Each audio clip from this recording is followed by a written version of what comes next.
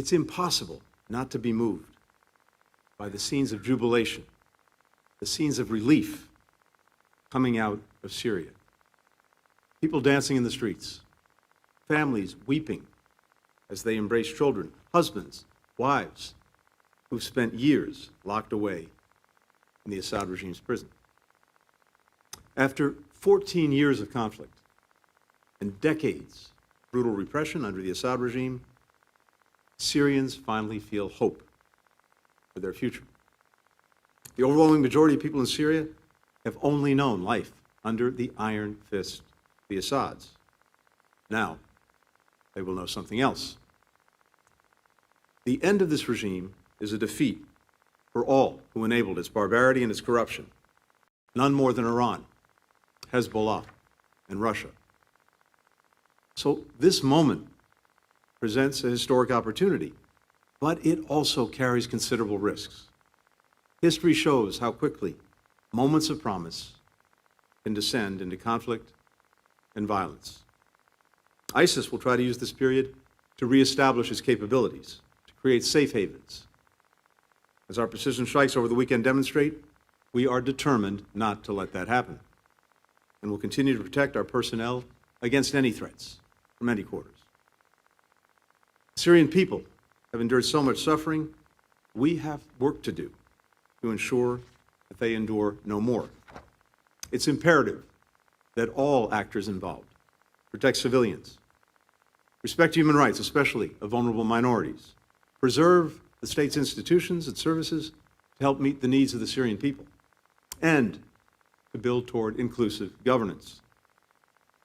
Statements by rebel leaders to these ends are very welcome, but of course the real measure of their commitment is not just what they say, but what they do. We're engaging closely with our partners in the region on the situation in northeastern Syria, underscoring to all parties the need to de-escalate and protect civilian populations. And with every party we engage, we'll continue to seek information about Austin Tice so that we can find him and bring him home to his family and loved ones.